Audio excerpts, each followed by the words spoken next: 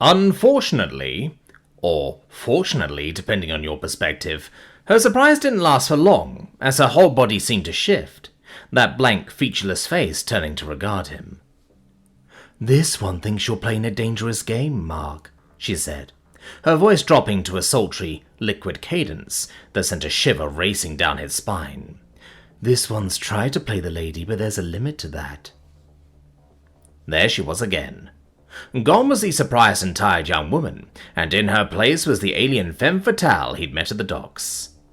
She stood up, casually sliding her mostly eaten stew to the side, as she leaned over the table to cup his chin.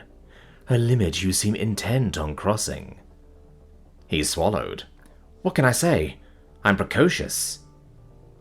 Her laughter was a melodic ripple, sharp and teasing, as she edged around the table and she was practically on his lap, though for the moment her derriere remained planted on the cheap metal.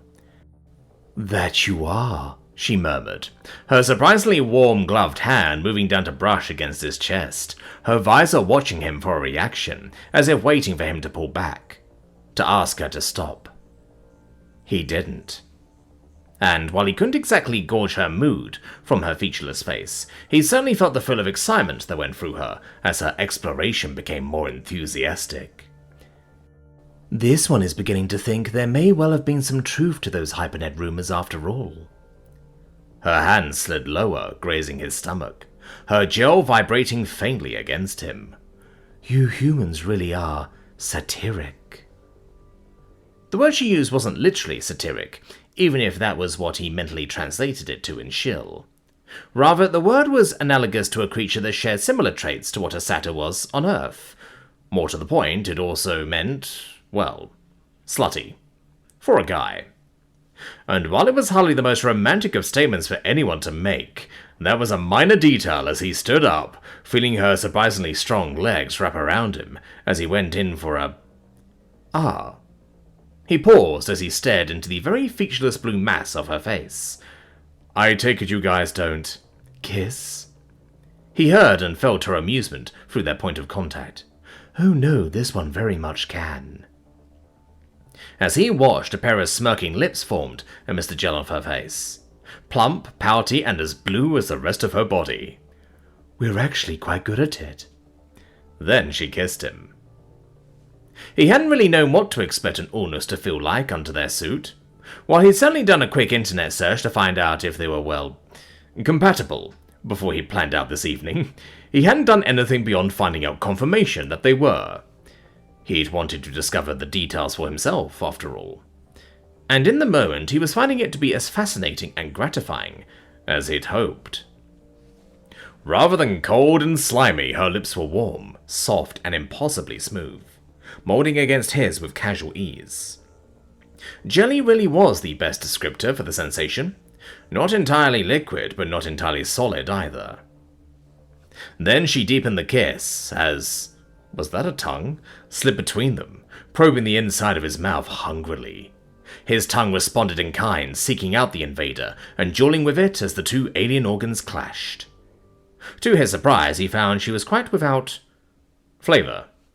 There was heat and pressure, but the tongue dueling with his was neither salty nor sweet. If anything, she tasted like water, insofar as water could be said to taste like anything, beyond a slight minerality. He found he quite liked it.